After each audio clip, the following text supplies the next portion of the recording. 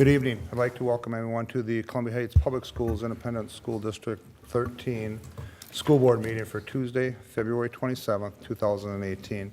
I'd like to call the meeting in order and ask you to please rise for the Pledge of Allegiance.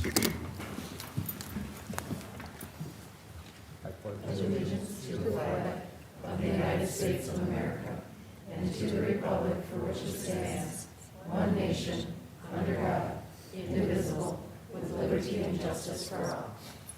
Good class. Good evening and welcome. Hal, if you would, roll call. Mueller. Here. Severson. Here. Larkin. Here. Lewis. Here. Samurai. Here. And Superintendent Kelly. Here. Thank you. Our mission statement, Columbia Heights Public Schools create worlds of opportunity for every learner in partnership with supportive small-town communities by challenging all to discover their talents, unleash their potential, and develop tools for lifelong success. Our core values are community, excellence, collaboration, integrity, respect, courage, and innovation. Next up would be the approval of the agenda, adjustments and announcements, and correspondence. We'll start with approval of the agenda. If I could get a motion to move that forward, please. So moved. Molly? Second. Natty, thank you. Any discussion? Is that an adjustment or a hand? No, Okay, I was all right. adjusting. Hearing no discussion, all those in favor say aye. Aye. Opposed? Abstained? Motion carries. The announcements, March 13th, there'll be a regular school board meeting at 7 p.m. Here in the community room. March 20th at 5 p.m., there'll be a school board listening session. Also on March 20th at 5:30, there'll be a school board work session. And then March 26th through the 30th, there'll be no school at spring break. Correspondence, Superintendent Kelly, any correspondence this evening? Mr. Chair and members, there's no correspondence to report this evening. Okay, thank you. Next up would be communication to the board. At this time, any citizen or employee may briefly address the school board. The board will listen to brief remarks, ask clarifying questions, and if desired, request that the administration follow up. The board will not take action at this meeting on requests presented at this time. And just in looking, I think we've got a handful of people that would like to speak tonight. And I'm looking at the topics. I have taken it, one of the topics tonight is bullying, and what we've had, previously at meetings, we've had conversations about bullying, and people want to talk about it, and I think that it's good conversation to have, but part of a concern that I guess I've had is we get into specifics about students' examples and things like that, and data privacy is huge. So in an attempt to prevent me from having to stop someone that is going down a path of specifics about an incident, staff, or students, I'm going to just read to you just something that I threw together here. I've read it before, so those of you that have heard it before, bear with me. But based on the topics listed for tonight, I'd like to take a minute and inform or remind anyone speaking, including the board members, that there are federal laws, state statutes, as well as district policies that prohibit public discussion of information or specific incidents in regards to staff and students under data privacy. So please speak in general terms tonight, and that allow it eliminates the awkwardness of me having to say, please stop, please stop, please stop. So if you have things that you want to talk about, I encourage you to do so. But with that in mind, that if it starts to go down that path, that I will ask you to stop the conversation at that point. Make a motion to move that forward, please. So moved. Is that Hall?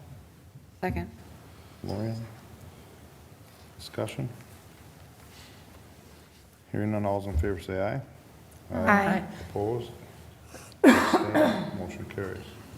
Next up is acknowledgement of contributions, and this is a resolution, so I'll ask for a motion in a second, and then I'll read it and then open it for discussion. Get a motion to move forward, please. So moved. Natty? Second. Molly? Thank you. Acknowledgement of contributions resolution. Whereas Minnesota Statute 123B.02 permits school boards to receive for the benefit of the district bequests, donations, or gifts for any proper purpose and apply the same to the purpose designated. in that behalf. The board may act as trustee of any trust created for the benefit of the district and for the benefit of the pupils thereof. Therefore, be it resolved by the School Board of Columbia Heights Public Schools, Independent School District Number 13, that the school board accepts with appreciation the contributions detailed in the background in the amount of $1,809. And the detailed background is as follows. A donation of $900 was made to Valley View Elementary by Community United Methodist Church for mindfulness corners in the classrooms. The following donations were made to the Columbia Heights High School Scholarship Program. Jean and Teresa Ackland, $100. The following donations were made to the Columbia Heights Eat Up the Debt campaign. Ali Monahan, $50. Thomas Callaghan, $10. Nicholas Roney, $500. Anonymous, $10. Anonymous, $25. And Anonymous, $10. And donations of value in kind, jackets to Valley View Elementary by Barb Nundahl for student needs, estimated value $30. A donation of bicycle and tubes to Valley View by Urban Connections for student needs, estimated value $174. Total fiscal year 2017-2018 monetary contributions to date, $13,024.45. Excuse me. Any discussion? Comments? Thanks. Thank you, as always. Okay, it's always appreciated. Thank you. If there are no further discussion, to be a roll call vote, please, Hala. Mueller, Aye. Severson, Aye. Larkin, Aye. Lewis. Aye. Samurai. Aye. Motion carries. Thank you. Nothing. Good. I thought she skipped you, No, she's good. but I got it. Next up is reports from members of the board. Board members will report on board activities since the last regularly scheduled meeting of the Board of Education. Hala, would you mind starting tonight? Sure. I've been having a lot of conversations with parents and students, specifically about their concerns after the school shootings in Florida. I've also had conversations with community members, and I've had communications with Superintendent Kelly. Okay, thank you. Yes, I had a chance to attend Highland conferences, a couple of the varsity basketball games, as well as the last of the Columbia Academy basketball games. They had a great season. The coaches were complimented many times on the way that the team performed, their sportsmanship and coaching. It was really a good season. Also attended the listening session last week, and we had some folks come and chat with us about a concern of theirs, and I believe you'll report on that later. And then I also had some conversations with parents, also about the safety of our students in this district. That's it. Thank you. Natty? Yeah, similarly to Molly, have been able to take in some basketball games. Also was able to cheer our swim team on at the section swim meet over the course of a few days down at St. Kate's. Was able to go to the school board listening session, as Molly mentioned. We're going to get a summary of that later on in the meeting. Was able to talk to Superintendent Kelly about a couple of things. Attended the chair meeting right before this meeting, and have had, just like all of you likely, like many conversations with community members about student safety and other topics. Okay. Thank you. Lauren? I also attended one of the basketball games and listened to the pep band. I've had conversations with several community members, and I do appreciate the community members who took time to speak today. I know that that can be sometimes intimidating, but I'm glad that people spoke passionately about that. I also had conversations with Chair Larkin and Member Samurai. That's about it for the last couple weeks. Okay. Thank you. I think we were all at the same basketball game. I did attend a high school basketball game. Also had several conversations with parents, constituents, chair meeting prior to this. So that concludes my report. Next up would be the superintendent's report. Do you have a report? Yes, I do. Chair Larkin and members of the board. Director of Teaching and Learning and Coordinator of Curriculum and Instruction and Coordinator of Research and Assessment. And I attended a 3-day Midwest Regional Forum sponsored by the College Board over the President's Day weekend. The focus was on policy and procedures and best practices emerging in college and career readiness from the College Board perspective. And there was multiple updates on what's going on with the Advanced Placement Program. So it was very informative, and we will be bringing this back to our internal task force on what is going on there. So I want to thank the team for attending on their weekend off. So thank you for that. I'd also like to put I thoroughly enjoyed the game on Friday night. It was a pretty amazing, the boys basketball game. It was very exciting. It was a nail biter, and I thought that clock would never run out. So it was a great game. I want to put a pitch in on, we're trying to eat up the debt for some of our families that are having a hard time making it in the school lunch area.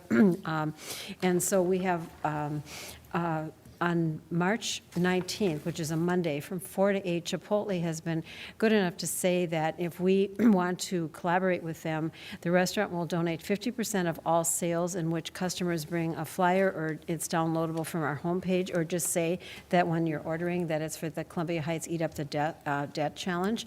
And it would help us reduce that debt for families that qualify but are having a hard time paying off the debt because they're economically challenged.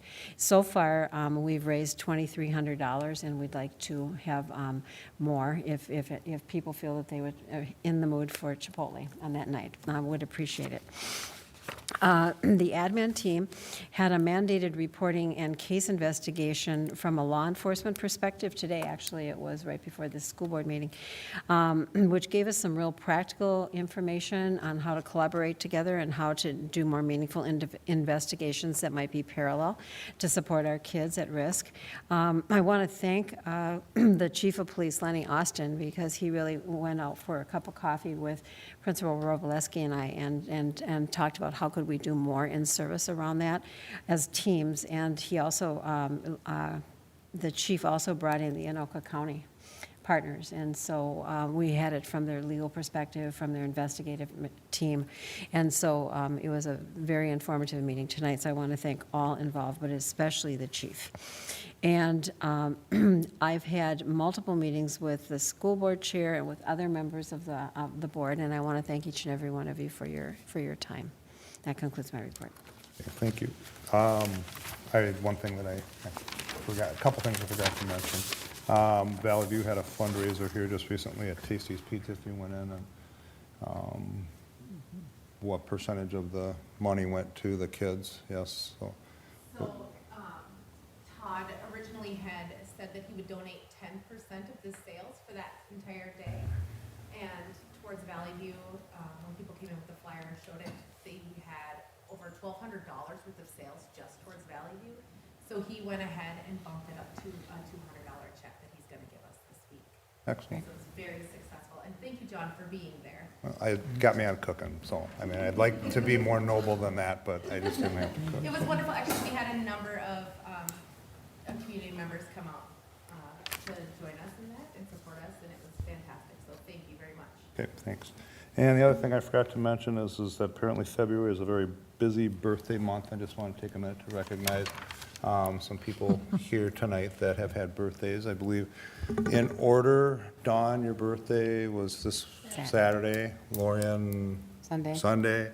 And Molly has graced us with her presence on her birthday tonight. So happy birthday to all of you. I just want you to know I took the time to bake these cupcakes. Just, okay. No, I didn't. Manufactured these rings. Yeah, Yeah. somebody was kind enough to provide them, so happy birthday to all you guys. Thanks for being here. All right, next up would be the K-12 activities update. Easier said than done.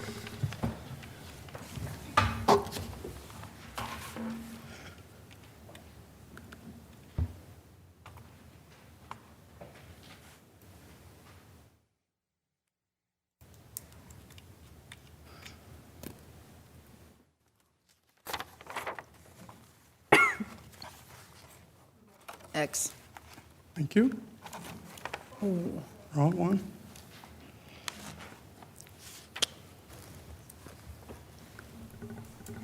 Ask me later. Thank you.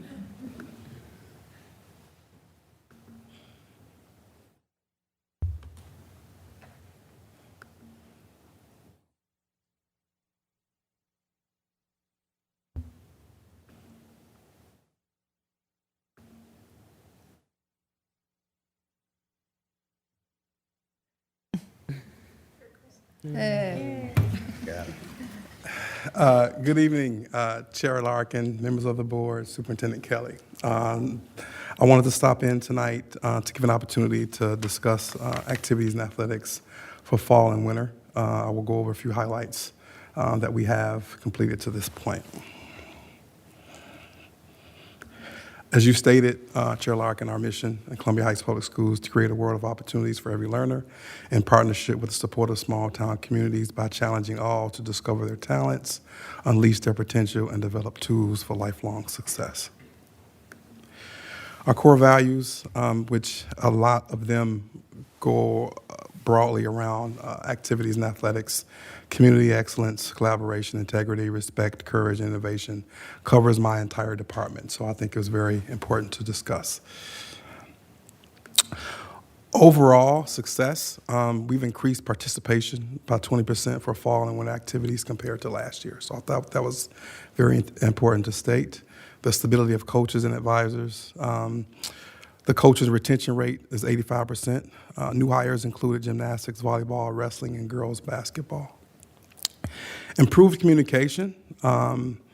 Myself, I've spent a lot of time connecting with our boosters, families.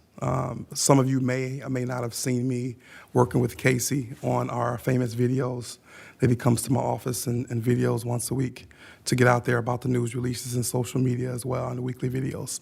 So those things, along with striving for excellence, academic excellence, what I've decided to do is make sure our student athletes are maintaining the proper grades that they need. So we've discussed and implemented progress reports for them as well. I think that's very important to have. And I will discuss, as far as student excellence go, awards briefly. Arts and activities, High School Musical was Sense and Sensibility. It was a great opportunity for the students to get out and show their talents. I thought they did a very, very good job at it. Columbia Academy Musical, Into the Woods Junior, we had 50 students participating in casting. And the fifth graders came to watch the performance at the end, which was great to have all the fifth graders over in the high school building. Robotics took third place in all-around inspiration award. The group was called Golden Girls. I wasn't quite sure if they knew what that was and where they got it from, but it brought back some memories for myself. So. Fall sports highlights: volleyball, third place in our home tournament. The girls played very well. Girls varsity in swimming and diving earned a Minnesota High School Swimming and Diving Academic Team Award. The students had to maintain and have a 3.7 or above in order to get that award. So our student athletes on the varsity swim team, our girls, were very, very intelligent. So that was a good thing to get. Girls soccer, they won their quarterfinal game. They played hard. Our strikers, Caleb Baker, seventh grader, scored 25 goals this season, and it was a third straight playoff berth. Football. Football was very competitive. They had a 5-3 regular season. Manny Alvarez was selected for the 2017 Minnesota All-Star Game. He also was selected for Star and Trib All-Metro second team, and Manny was selected All-State third team. Assistant coach Pete Harilla, if I pronounced that correctly, was 25 years in Columbia Heights. He would be recognized in April, receiving the Bush Nash Award for being a great assistant for the last 25 years. So I thought that was fantastic to discuss. Also, boys soccer, they finished with a 9-5-2 record, finished second in the Tri-Metro Conference. We have 4 Tri-Metro All-Conference players, and Alex was named All-State first team, which is very, very outstanding. Our dance team. Conference competition, we took second place in jazz. Conference competition, we took third place in high kick. Perla Hernandez named Columbia Heights All-Conference Dancer. We had honorable mention in kick and honorable mention in jazz as well. Boys basketball, and you guys, a few of you have stated that you have seen a few basketball games, and I appreciate that. Currently, they're 16-5. They're ranked 6th right now in the 3A poll, and we also have 2,000-point scorers. We added another one since this was presented. DeAndre Robertson scored 1,000 points against Minnehaha Academy, and Wendell Matthews scored 1,000 points in our last game against Holy Angels. Both boys received their 1,000-point trophies at our last home game, which happened to be parent night. Senior night, sorry. Boys wrestling. Mike, would you like to join me, please?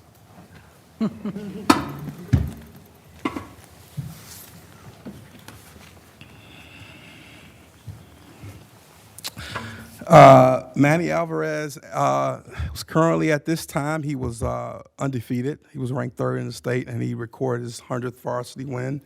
Dylan Lentz was 15-2 at that time and ranked 7th in the state and recorded his 125th varsity win. In our 2018 conference tournament, we had 4 first-place finishes at 113 pounds, Edwin, 170 pounds, Dylan, 285, Manny, and 285 at junior varsity, Leo. And John Havron placed 2nd, 126 pounds. In addition to that, we have an opportunity. I found out just yesterday, day before, Mike Lentz was named Assistant of the Year in 5AA for wrestling. He did a great job this year. For Coach Wong, who's sitting back there as well. Thank you, Coach. Mike has coached in the State High School League for 24 years, coached gymnastics and wrestling in the South Metro. He's coached at Columbia Heights the past 2 years, and tonight we will present you with a certificate of congratulations from the district. So Thank you so much for your work. Thank you. Thank you.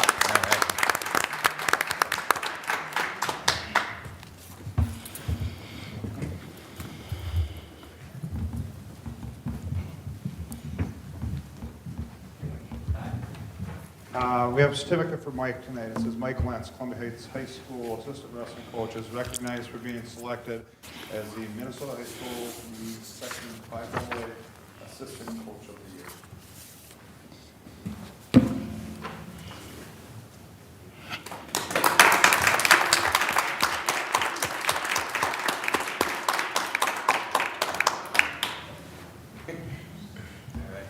Thank you.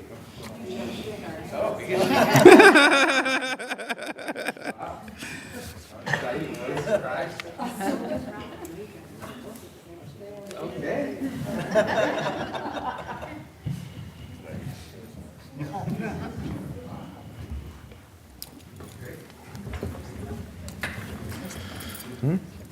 As far as wrestling goes, we also have 3 wrestlers who've made it to state competition.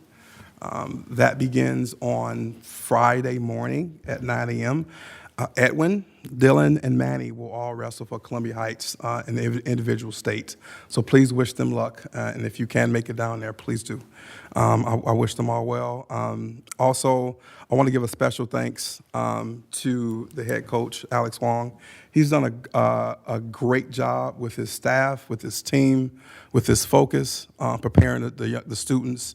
He's pushed them and worked hard with them, but also has allowed them to grow as individuals. So, Alex, thank you very much. I appreciate it. The last few slides that I have, and I'll let you go, are images from the fall and winter. And this was just some snapshots of things that went on and took place. And I thought it was very important to show our student athletes working at what they do and enjoying themselves.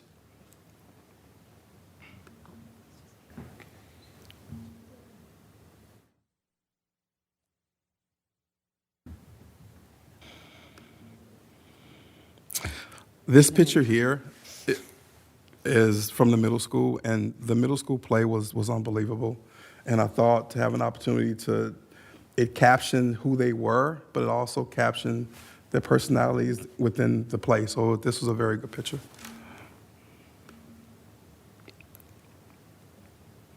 Our dance team, I take pride in the fact that it took us, myself and Jake, a few days to pick out the correct outfits for them. So we had a good time figuring that out. So we bought these and got through it and figured it out. So we were worried, but they enjoyed them, so we did a good job. So I appreciate that. Yes, we did. And lastly, our basketball team.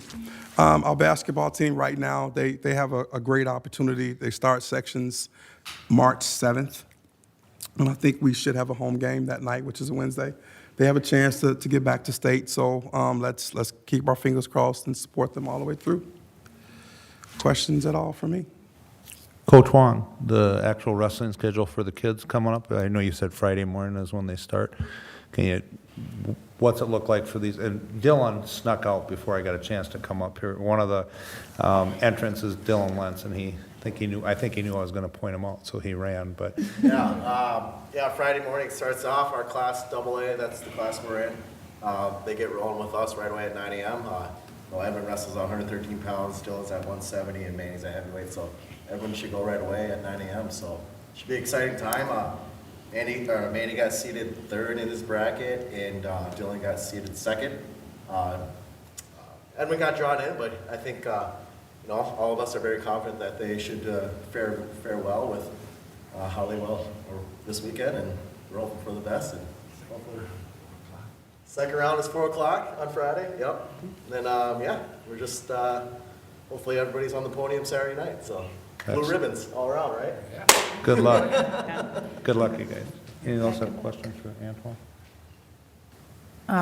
I have one question. I want to thank you for the update. It's been really great. Can you tell me a little bit more about the academic progress report? I know I was a student athlete, and that was a big part of my experience, and wondering how that progress reports work. Is that a new thing, or is it something you've started, or? It's something that it's new. It's something that's very important to me as a former ex-athlete. It's very important for me to keep up with my grades in that aspect. And so when I got here, every quarter, Jake and myself, we pull grades. And those students who may need some extra help or some extra guidance, we connect with who they need to connect with and make sure we stay on top of the student athletes. There was a situation where we had to, have a few basketball players say, hey, get your work done. And focus on that, and we did that, and so they took care of it. But I think the progress reports is important because it keeps the communication between our coaches, between our teachers, but also our students to know what's going on around them. Because sometimes, as middle school, high school students, we are not really focused on everything we need to. So that we utilize that to make sure that the students are staying on top of their work. And so, right now, it's been a success, and we will continue to do such and move forward with it. Thanks. Anyone else? Thank you. Thanks Thank for the you. update. Thank you so much. Next up would be information regarding Achievement Integration Program.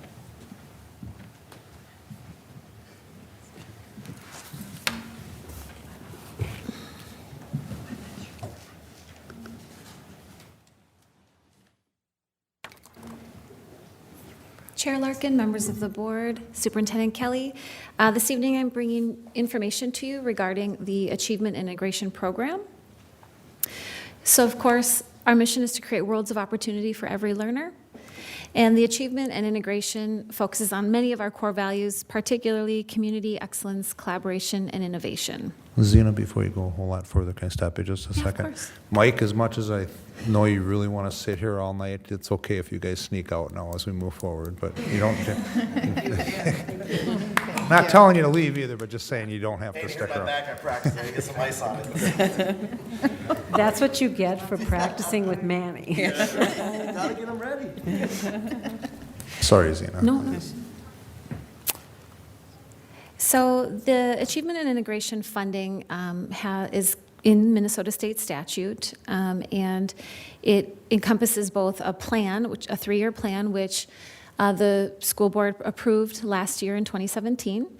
And so each year I come forward with the annual budget, and then every 3 years come forward with the plan. So this plan is made, there's very specific guidelines for how the plan needs to be, what the funding can be used for. Many years ago, there was a lot of leeway. It was kind of wide open.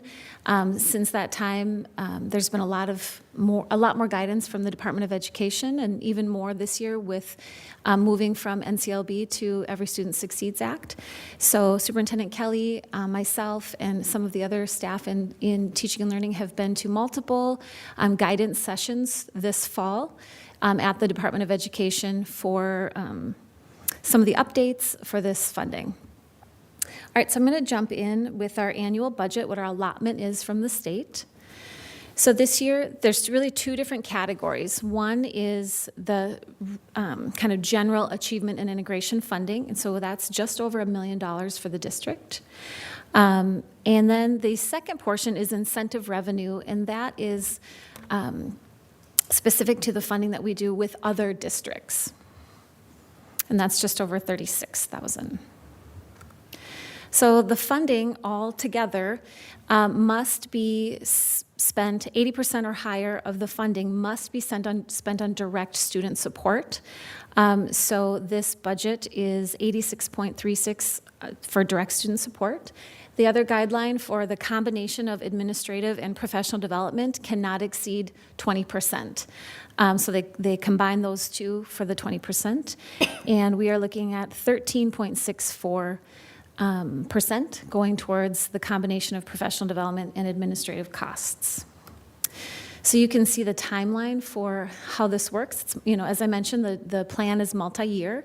So there across the top row, you can see March 15, 2017, the 3-year integration plan was due. And then this year, the plan hasn't expired, so it's just the annual budget. So that's what the timeline looks like. So what does the budget contain this year? Again, there's very specific plan outlines and strategies in the plan that was approved last year. So that's the only thing we can spend the budget on. The first one is AVID, which is our Advancement Via Individual program. I'm very pleased that the AVID has expanded to all 5 of our schools, even in some cases down to kindergarten, and we're working our way through all of the grade levels at the other schools. So the specific AVID funds go towards fees, staff salary, which is the majority of the integration budget is staff salary in all of the categories, some materials and supplies, some professional development, and then the college visits for students, so the cost of the buses to go and visit colleges. The next category in the plan is early college. So this is our concurrent enrollment program where our high school students can take college classes at the same time as they're taking high school classes and get dual credit for them. They don't have to go off campus anywhere. They can just come right here at home at high school and earn college credits. In order for that to happen, though, as you know, we prepare the students beginning with extra math in 9th grade, extra English and reading in 10th grade, and then a specific semester-long 11th grade kind of college prep, test prep course. So in order to offset those costs, this budget will pay for that portion of the teacher's salary. Also, in order to, what's nice about this program is it is free to our students. However, there's fees involved with the College Board, so specific fees to run the program and then also professional development. Each high school teacher has a college mentor, and they need to meet regularly throughout the school year. So there's costs involved there. Educational equity, so this is focused a lot on professional development.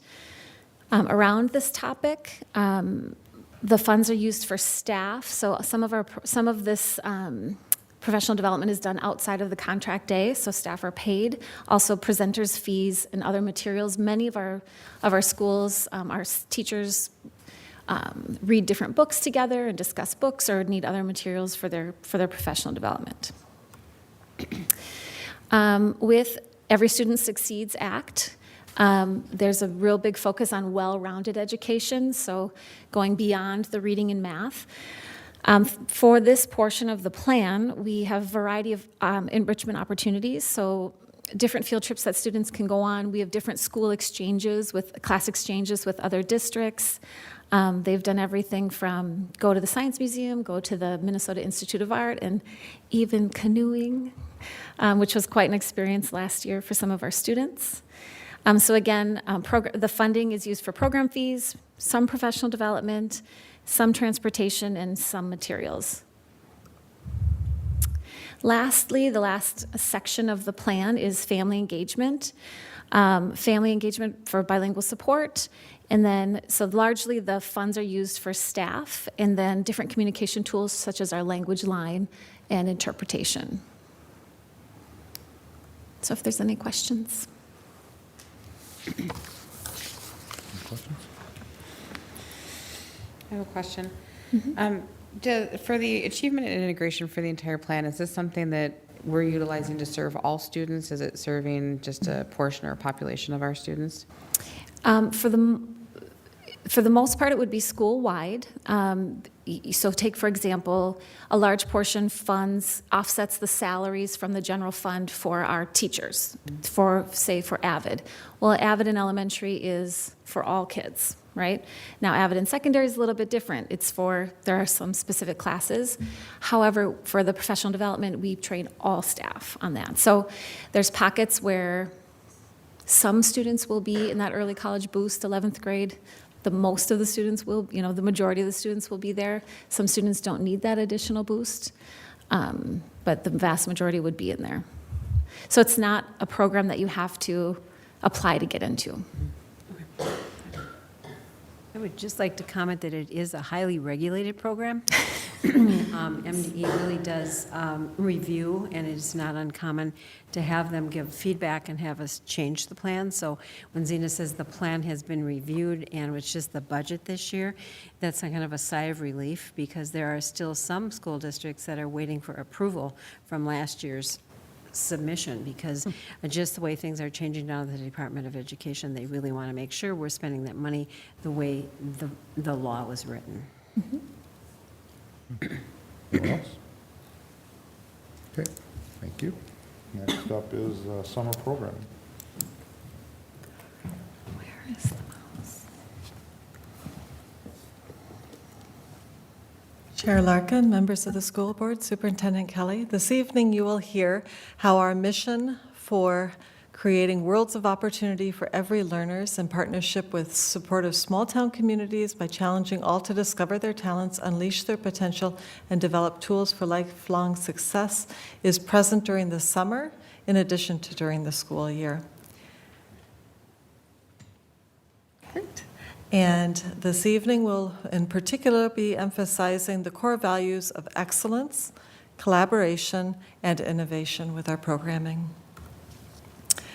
The goals for our summer programming this year are to provide reading and math interventions, also opportunities to earn high school credits, English language support, opportunities for fitness, including aquatics instruction, services required by IEPs, opportunities for enrichment for our students, and also high-quality childcare. That would be with Mini Adventures and Adventure Club. In community education, we are providing Adventure Club, Summer Adventure Club, which takes place here at the Family Center. We also have Mini Adventures, which is a year-round program for children ages 33 months through 5 years of age. With Blooming Heights High School, we have a high school internship program. This is our third summer with that, and we anticipate 9 students being involved working with Maya Lemon in Blooming Heights. We provide driver's education to make sure that our young drivers are safe on the roads during the summer. And then we also continue with our adult enrichment fitness classes during the summer. Community education and the activities and athletic department work closely together during the summer to provide camps. We will continue to provide the weight training camp Football camp, basketball, volleyball camps, we're anticipating all of those to take place. We're not sure about the tennis camp because of the work that's going to be done on the tennis courts. So some of these we are still finalizing based on facility availability and staffing. The Student Services Department also has many summer programs. Some of the summer programs are required by students' individual education plan or IEPs. We will continue the early childhood special education programming as well throughout the summer, and that includes home visits as well as in class. Another thing that we are looking at to change. So for the last 3 years, I've come to the board with information on summer school, and I've said, and our numbers are down, and our numbers are down for elementary summer school. So, of course, Director Stunkel and I are co-chairing the 21st Century Grant, which funds our Encore program. So we decided that we don't want to come back to the school board again and say, well, our numbers are down again. So we're working on Summer Encore. So it's not summer school, it's going to be different. So let's show you how it may be different. So think about, instead of going to your math class and going to your reading class, kids choose kind of like a camp, like a 3-week camp that's based around a theme. Now, there's still going to be reading in there, there's still going to be math and academics, but it'll be around, say, dinosaurs or multiple themes that we're working with teachers to develop. So here's an example of a bug class where kids could read and write about bugs, go outside and do some exploring with hands-on, and then come back in and incorporate art and drawing and other literacy and math skills. But the whole 3-week session would be around bugs. So that's what we're looking at doing. In addition, we'll be utilizing our current community partnerships. So St. Paul Conservatory for the Performing Arts will be in district offering dance camp and musical theater camp. We'll include our summer reading vistas, so that's additional literacy support. Our co-partner with the 21st Century Grant is the Columbia Heights Recreation Department. We meet with them regularly to offer programming. Columbia Heights Public Library offers many different opportunities over the summer, and we work closely with them as well. In the photo, you can see some of our students during the school year. This is our after-school high school encore program called Spark Y. We will be offering this opportunity for middle school kids over the summertime. What the students do is they learn about aquaponics systems. What's that? So it's both a fish tank that replenishes a garden, and it's one entire ecosystem, but the kids have to design it and build it with the guidance here. So here you can see the construction happening. We have other classroom partnerships or community partnerships as well. So with that, we are hoping to have 300 students for elementary, 150 students for middle school, and about 100 students for high school summer encore and 150 for middle school, In addition to Summer Encore, we will be offering similar programs that we've offered in the past. So the Advanced Placement Boost for high school students. So for example, the AP Calculus teacher takes kids in for a week during the summer, and they do the first chapter in the book. Summer Seminar, that's our partnership funded through the Integration Grant Incentive Aid, and that's our collaboration with St. Anthony New Brighton. Last year we were able to expand to 3 classes. So one did a video game design and coding and robotics, and then the other 2 did an intensive writing seminar class. And then our EL home reading program, this is where teachers bring books to families, to their homes. They do a reading lesson. They leave a bag of books at the different levels for all the kids in the home. Then they come back the next week, collect the books, do a new reading lesson with them, and leave a new set of books. Sometimes they leave books for the parents as well. So looking at our calendar, we will be busy all summer long as usual. The district is attempting to not run many programmings, if any programmings at all, during that week of the 4th of July. We did that. We closed the district last year, and that worked well. So mini adventure parents will. Adventure Club and Mini Adventures will continue, though, during that week of the 4th of July. Yep. So here you can see, starting right away in June, Adventure Club, Mini Adventures, Summer Academy, as you recall, is our collaboration with 11 different districts. They take over the high school and Highland campus. At that same time, we'll run our elementary summer encore. We'll take over North Park and have our summer encore session there. Then returning, the secondary summer encore, summer seminar, early childhood special education. And then throughout the summer, we have the different activities, camps, athletics, academic camps, different times in different places. And then also, I met recently with the principal of Metro Heights Academy, where we work with high school credit recovery for summertime with them. And so we will be offering individual time for the students. So some students need to make up 1 credit, and that might be 10 hours, and others might need to make up 40 hours. So that's an individual timeline for each student, and that will be here at the high school as well.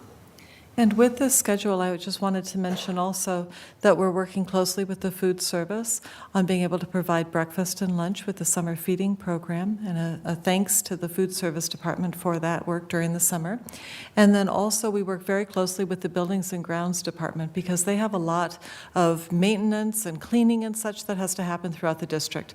So we coordinated with multiple departments to figure out where we could be at what time so that the other things that need to happen during the summer can also take place. Absolutely. So we are looking forward to a packed summer. Do we have any questions, comments? So I was wondering, are you going to market this in a different way to the students and families so we can get them in the summer? Yes, and this was really inspired, and it was a vision that Zena had about how the teachers get so excited about Encore, and they're really able to bring other passion areas. We'd be looking at still covering those 5 areas of Encore: the technology, environment, academic, fitness, and arts. And so it would be very much in that energy and spirit of Encore, and how that both complements what they're learning, but also is academic in nature. So what we feel that the students will be more energized, the teachers will be really energized. I mean, we have that energy during the school year with Encore. So we thought shifting it from a summer school kind of attitude to more of an Encore attitude would be really uplifting and engaging for all. In addition, we've had feedback from parents and feedback from students on making sure that we're combining the offerings so that the Encore brochure doesn't go out and then 1 week later the activities and athletic brochure goes out. So really collaborating and making sure that we're sending out a singular message so that when families are choosing what they want to do that summer or during the summer months, that they can see all of the options at once. With Summer Encore, just like during the regular school year Encore, the kids can pick their first, second, and third choice because it does fill up, and we'll place kids accordingly that way. We've also had some conversations with high school students who don't want to look at a brochure. They want a video, or they give us some different suggestions for different types of posters, and we could draw some cartoons and different, more catchy and appealing ways of advertising and marketing. So we can recruit them to do it. That's exactly what I said to one of the Teacher students. style. Oh, are you good at exactly. And the rec department and the library do so many programs during the summer, so we're really working in concert with them as well. Very good. Thank you. Anyone else? Okay. Thank you. Next up, district non-affiliated positions.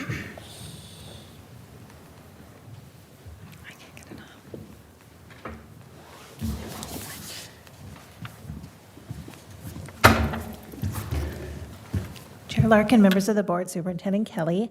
This is just an information item tonight, and then it will be brought forward at March 13th, who the personnel report. And my apologies, and it should be the 2017, 2018, 2018, 2019 school years.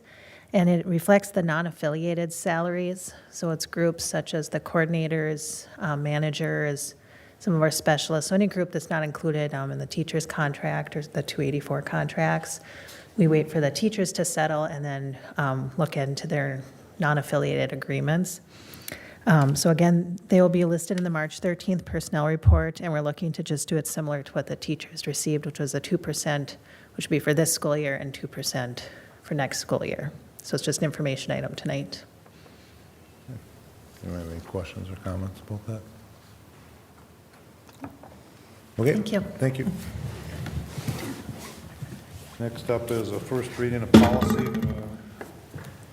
Policies will be available after this first reading. The first one is 704, which is development and maintenance of inventory of fixed assets and a fixed assets accounting system. 805, which was waste reduction and recycling. These policies will appear on a future agenda for approval. Any questions about that? Okay, moving on to action items. First up would be the American Indian Education Parent Committee concurrence. Zena's up.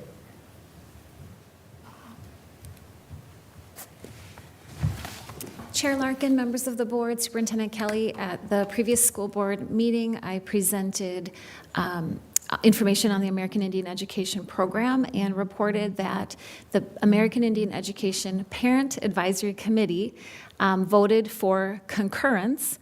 The resolution, I believe, is in your school board packet with the full information. So this evening, I'm here asking for approval for the American Indian Education Parent Committee concurrence resolution.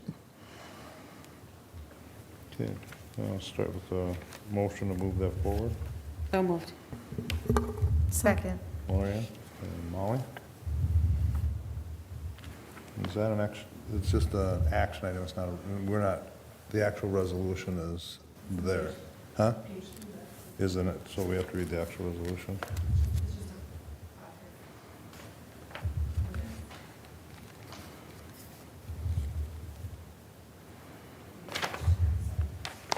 This is option 1.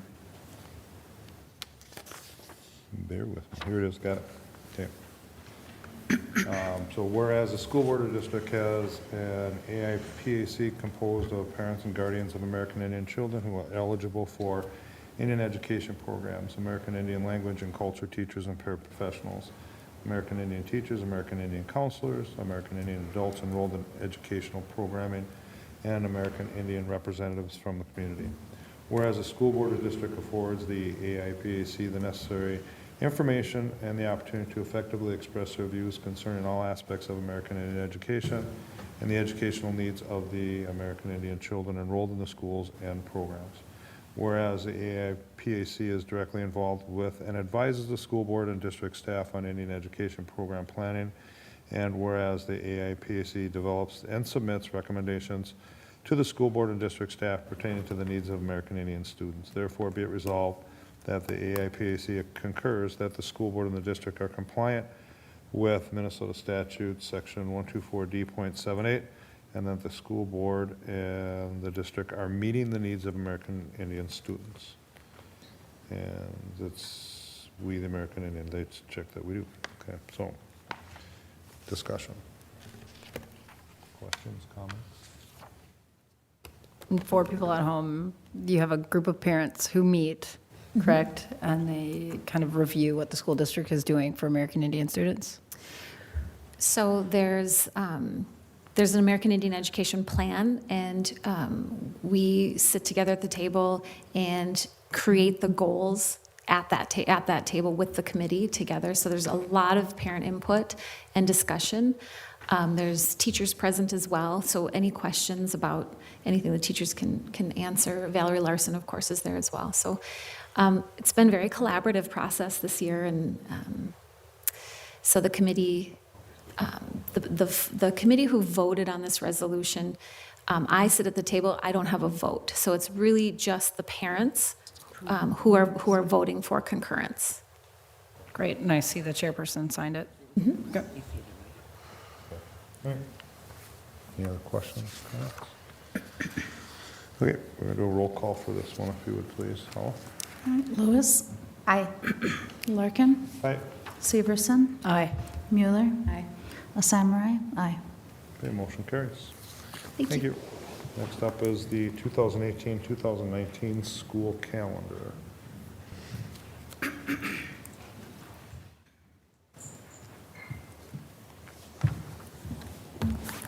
Chair Larkin, members of the board, Superintendent Kelly.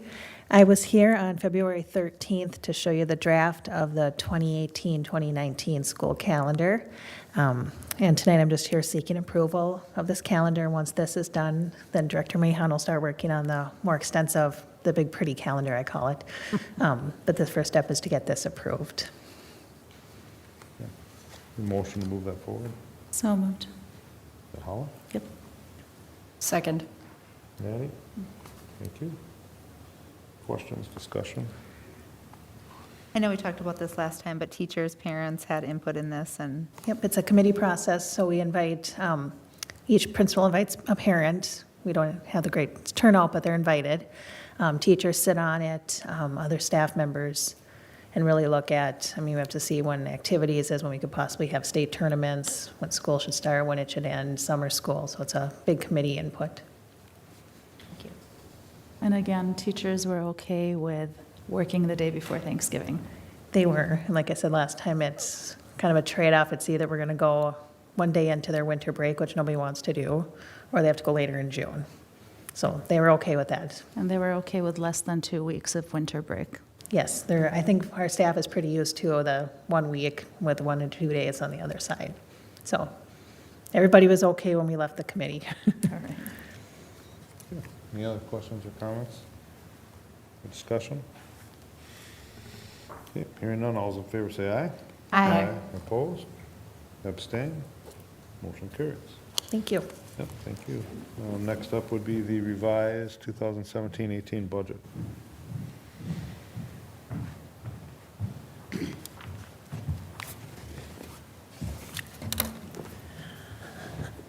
Good evening again.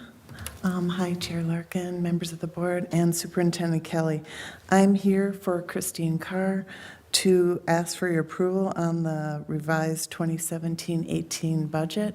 She presented it at your last meeting, and I will answer any questions or just ask for your motion to approve. Start with a motion to move that forward. So moved. Molly? Second. Paula? Questions, comments, discussion? I just have a question, or actually more of a comment. I know that we've got more of a variance, and it's due to some transportation issues. And I know that when the budget was originally prepared, there was some projections that what we anticipated the busing expenses to be, and that has proven to not necessarily be the case. Are we looking at potentially, I know that we're typically in a 1 or 2 year contract with busing. Is that something that we can continue to review before next year? We're in a 2-year contract, so we're kind of tied into next year. Into next year? Yeah. Okay. All right. Thank you. Anyone else? Hearing no further discussion, all those in favor say aye. Aye. Opposed? Abstain? Motion carries. Thank you. Oh, you get one more. Yeah, I'm still here. Approval of tennis court bid. Okay, we have before you a bid that we put out for the tennis courts, and enclosed in your packet is a recommendation to award the tennis court reconstruction to bituminous roadways, and Larson Engineering helped us prepare the bid, and the bid tabulation they reviewed, and there's a letter also in your packet that is recommending that we award it to bituminous roadways for $297,433,000, which is for the base bid and for also 2 alternatives. Start with the motion to move that Yeah. forward. So moved. Second. Second. Second was Holla. Thank you. Questions, conversation, discussion? So when was, maybe we talked about this before, when we were expecting it to be done? I think it'll be done at the end of summer. We don't have a construction schedule yet. Okay. Christine has to have a construction meeting, and they haven't had that yet. In addition, it's weather dependent. Yeah. Because it depends upon how early the ground thaws, the snow goes away, and when they can get at it too. So that's part of it. It's really kind of weather dependent if we can get it at it before the end of the school year. So. But for sure by next fall. Well, hopefully. Unless. Yes, we're projecting that, but you never know between. Yeah. Yeah. Okay. I know last meeting I asked a question about the the life cycle of a tennis court, and I just want to thank you guys for getting the information back to us. Actually, the life cycle of a tennis court is much longer than I anticipated. Having read the material, I can't remember the exact numbers, but. And I think we did talk last time too that, I mean, there are a significant number of students that are participating in our tennis program. We have a girls and a boys tennis team. And I, again, can't remember the numbers, but I think we were roughly between 40 and 60 kids that were participating, plus the camp that we have the possibility to continue to host. And I think that number was about 50 that was anticipated. And then our physical education classes are using the tennis courts. And they're in pretty bad shape. So I think we have to, and it's been deferred before.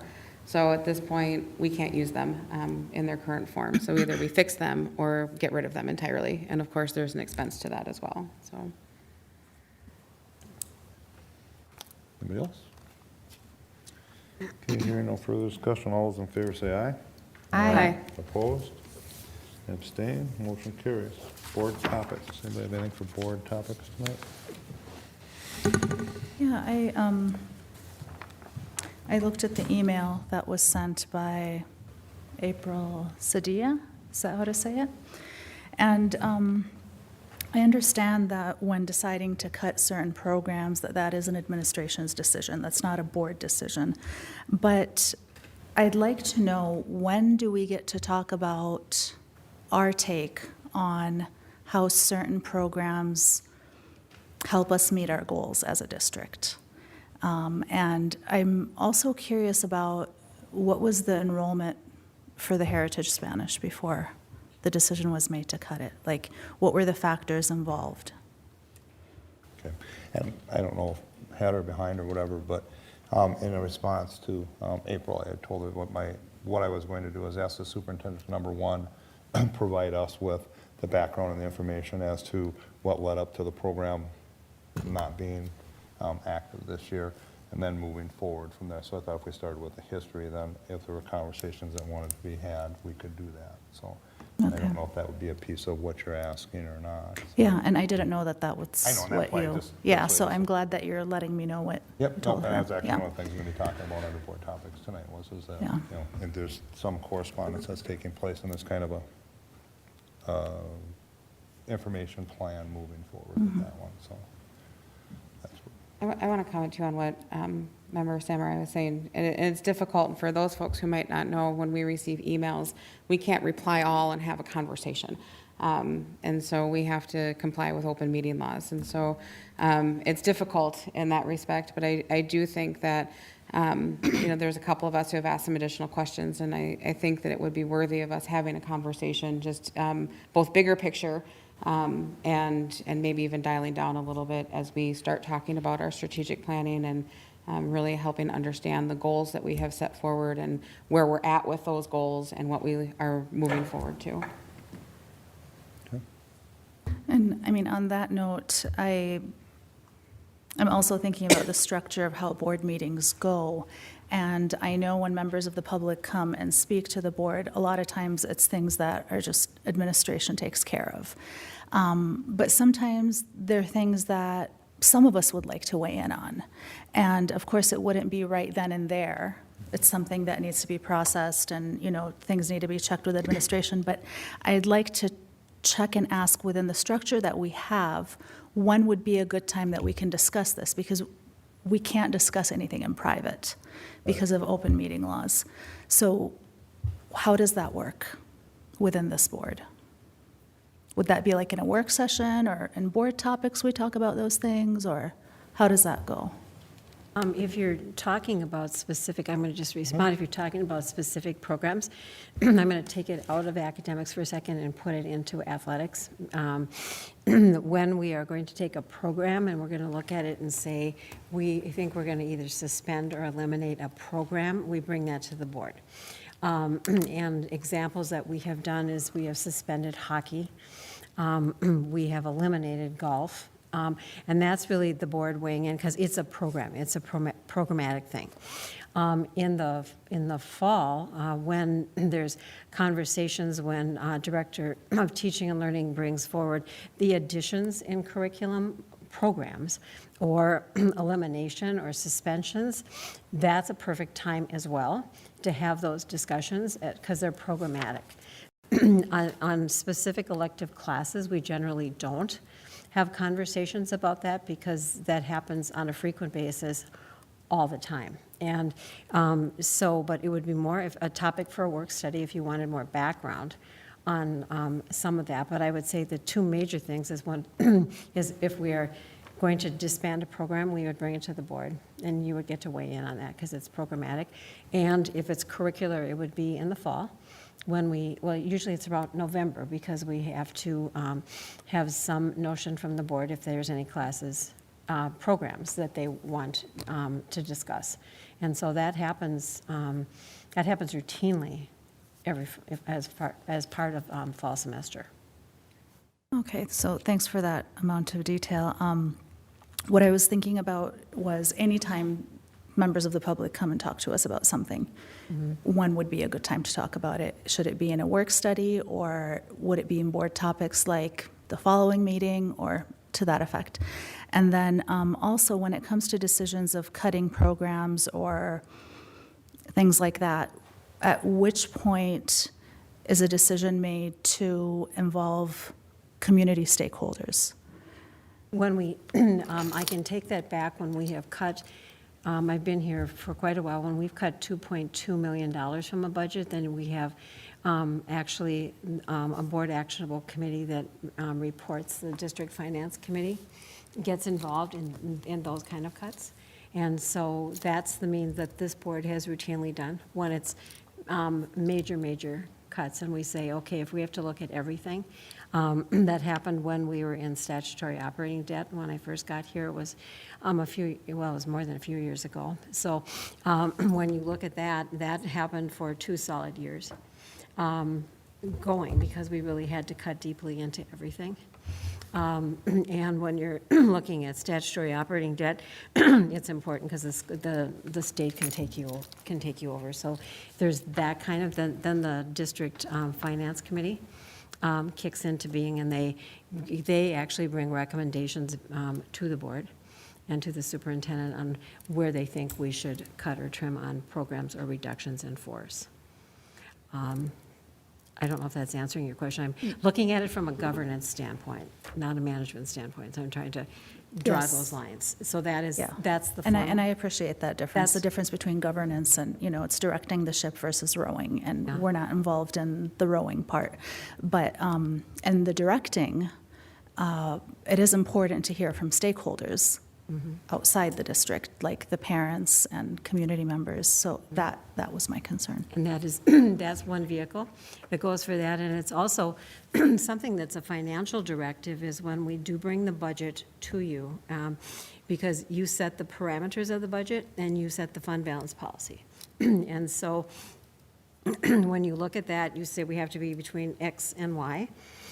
It's a range. And then some years we've had healthy discussions on we think we should be saving 20%, or we think we should be saving 8%.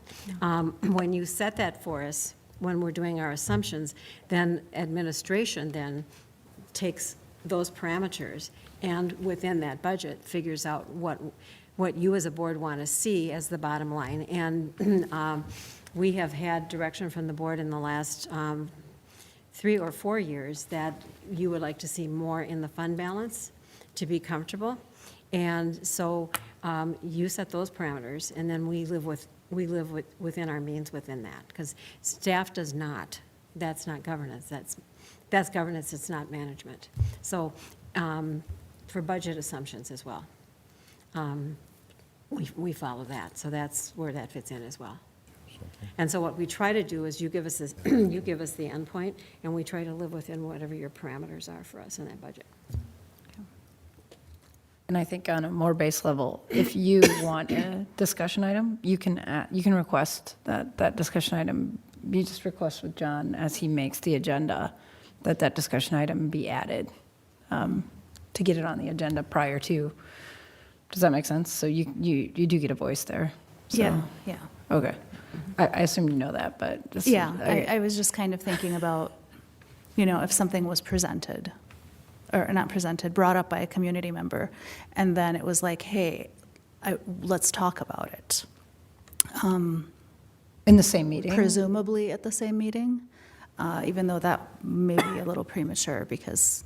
I think we have to set the agenda at the beginning of the meeting, and then, does that make sense? So, yeah. it just for meeting law, I think, and rules of order, but there'd be an opportunity to circle back, which I think is good. I mean, it's a good question to ask, and it's good for people watching to understand the process, because it's a complicated process, like you mentioned, with the open meeting laws and our not being able to have discussions outside of this room. I just think it's really important that when members of the public come to us as a board with a certain concern, whether it's X, Y, or Z, that it's not just, all right, you take it, you take it, you take it, that we get a chance to talk about it and even publicly let it be known that we heard it, not just, hey, thank you for coming over, and so will get back to you. If it's something that's in management, then we can talk about it and we can say, but that's for management. We can tell each other that. That's management to decide that. But I just feel like there's something to be said about when a member of the public comes and talks to us as a board, we need to be able to say something about it because we can't communicate outside of this. And that's what I was trying to say. And I think that, piggybacking a little bit on what you said, I respect the board here and all of us, and I having individual conversations with each of you over different topics, not the same topic, from time to time. One of the things that we continue to talk about is increasing our transparency with our constituents, and so I do think that it is important if something is appropriate or if we want to discuss something, like you said, I can't go to Molly and then go to Natty and then go to John and then go to Holly. I can't do that. But there are things that I think that we should talk about, and we shouldn't be afraid to talk about them. We shouldn't be afraid to talk about them in this forum with the microphones on and the cameras rolling, because we have a job to do. And that means we have to have difficult conversations, or we just have to have conversations with each other and letting our constituents know that we heard what they were talking about, talking to us about when they come here or when they send us communications. I would like to see community members know that we are listening and that we're hearing them, and that somebody's paying attention to what they're saying, whether or not we can act on something in a way that satisfies them, but that we're hearing and we're listening, we're partners. And that's part of having the conversation and having something like this at this forum where we have that, even though there's folks here and folks on TV and folks who watch us later online, knowing that we're having these conversations. Yeah, and I think I agree with what you're saying. It's difficult, with the rules of order with meeting laws, but I think definitely striving to get those things on the agenda that we feel need to be re-brought up, letting people know that we have topics we also discuss at work sessions that aren't on TV, that you're welcome to join in and come and watch, where we have more robust conversations, I would say, because there's more time frame. So if you're interested in seeing some of those conversations, please come, because I think what we don't want to lose here is that all of us do want that transparency. I think we've had those conversations, and but also just to know that I think we all understand that people, even though they differ in their opinions on what should or should not happen, all do have the kids' best interest at heart, and so we appreciate the voices that come. And yeah. I think it's important to understand too, and I know that's not your intention, Hala, but just because somebody comes and talks at the board that it automatically becomes a board topic or discussion. There's a process that brings those things here, and there are instances where someone comes up and administration gets, and not in this particular, the one that we're talking about here, but that it gets redirected to where it should have been to start with, whether it's a principal or teaching and learning or whatever the case may be, and it may never come back here because it didn't start it didn't go through the process that it should have, that's in place to get to where it's at a board level.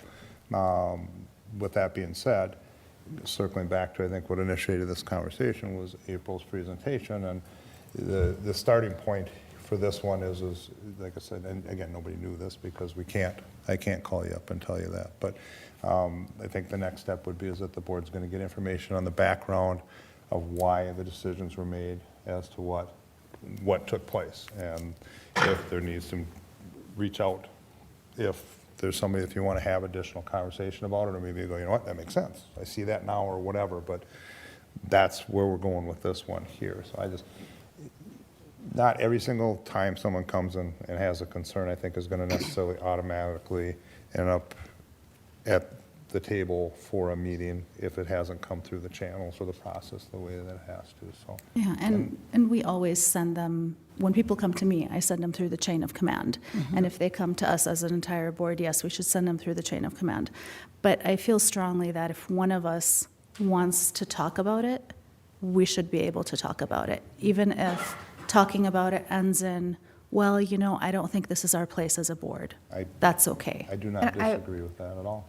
I would say that maybe not in the last year, but we've had those conversations before, and typically it's been, I know I've brought topics to you to add to the agenda for a work session. And that would be, I think, if there's a general topic, maybe we bring up bullying as a topic and have that conversation. Where is it at? What, is there anything as a board? And no, shut it down or move forward. Yeah. However it needs to be handled. But historically, I think that's what we've done, and maybe we just need to get back to that too. I think also too, we need to do a good job at outreach and us as board members in sharing with our constituents the difference between governance and policy, and kind of what our role is and what we can do and what we direct as a board and what the administration's role is and how that we, like you said, you talked about directing the boat and rowing the boat and how, what our role is in governance and what the administration's role is in achieving the goals that we set, but that we're a team and we're getting there together. We're getting there in terms of the board, the administration, our students, our staff, our community members, whether they have kids in the district or not.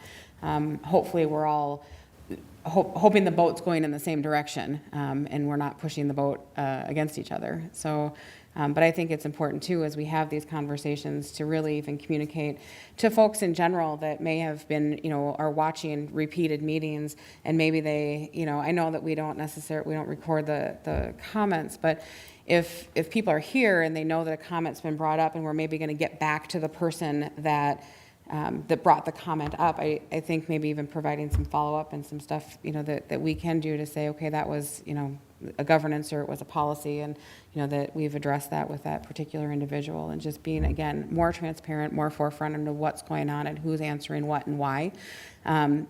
It can have a negative connotation when we get something presented at the board and we say, okay, administration's going to follow up with you.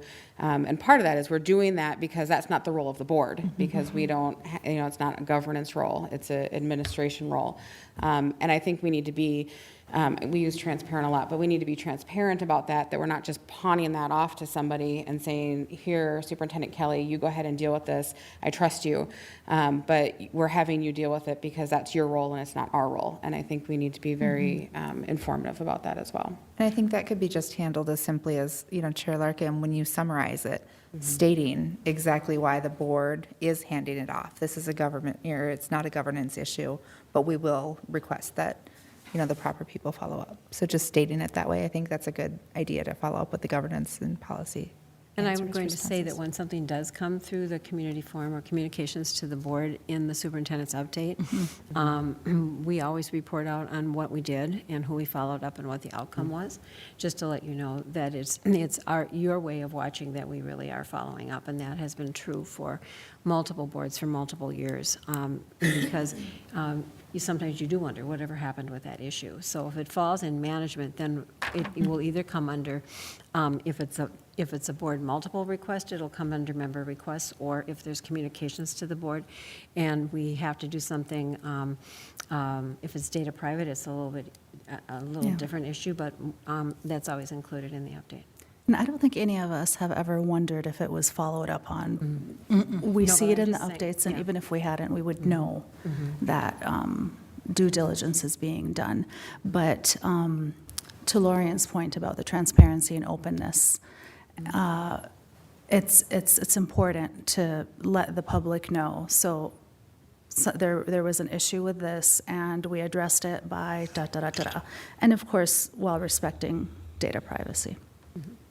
Yeah, I think it's great to even share with the the public, people who are here, obviously a lot of concerned community members, that we do get the follow-up. It's not, there's just not a complete like, well, we hope they do it. No, they actually tell us what they do. We do get our updates every single Yep. week.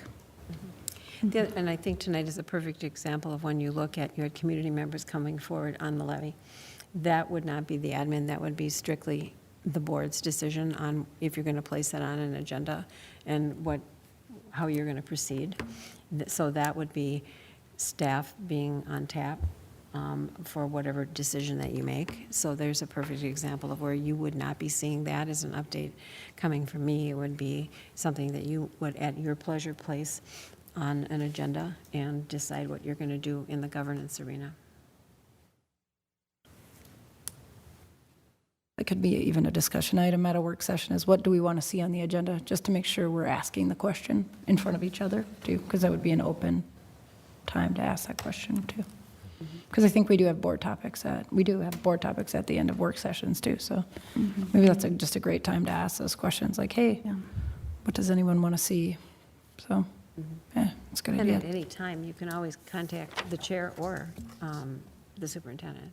And then we have meetings. We meet, we sometimes plan a month in advance, as Natty saw tonight. But we have a governance calendar that we go by as well, so nothing really falls through the cracks. And we use that governance calendar, and we use that on Wednesday on management team too.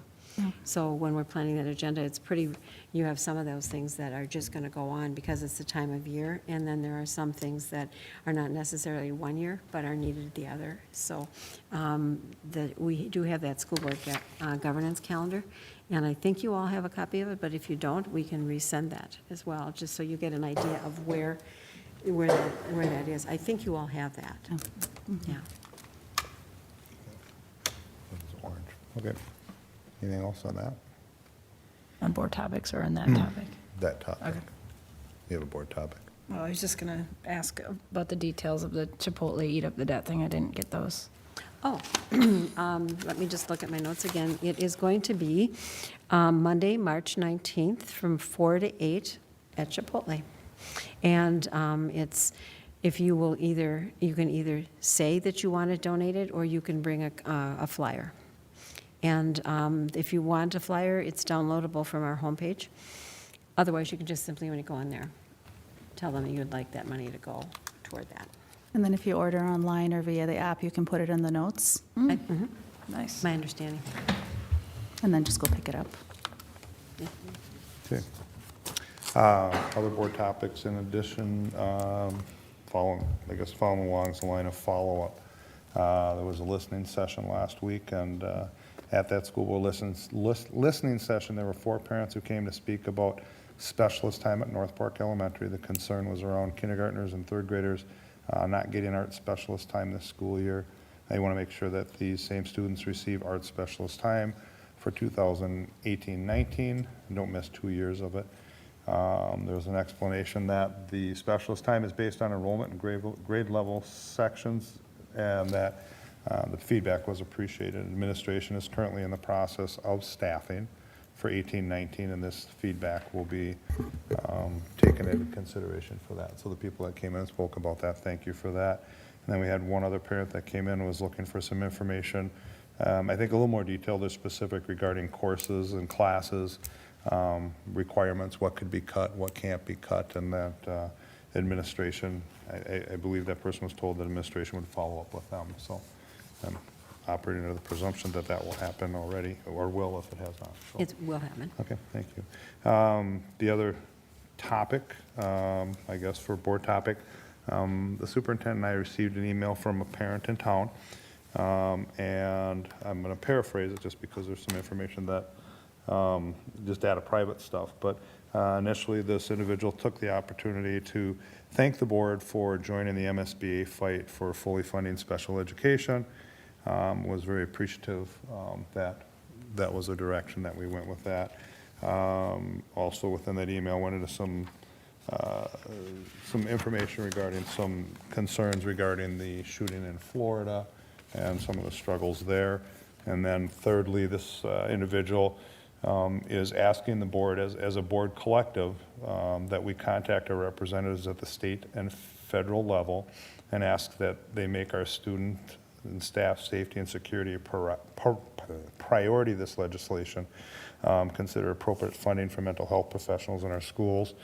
And so with just because these tragedies are so often centered from our schools. So I guess the question I have is there a comfort level at the board level if we look at how we would do that, to collectively say, we as a board from this district think you as legislators or representatives need to make this a priority this legislative session. Is that something you'd be comfortable with if I worked to draft something? I mean, I would want you to look at it first, but it would be something similar to what the superintendent did with the letter to the special education one. So I mean, something along those lines. I guess if you're okay with that, I'll move forward in that direction. Again, I'll be looking for input before it goes anywhere, but if that's. Completely support that as a resolution from the board. Yes, And whether it comes back in a resolution form or a letter to or whatever it is, maybe it would be a resolution, I don't know, but I'll work on that then if you guys are okay with that. Yeah, and it need not be a partisan issue. It need not be a partisan issue. It's not about taking people's guns away. It's not about blaming mental health. Yeah.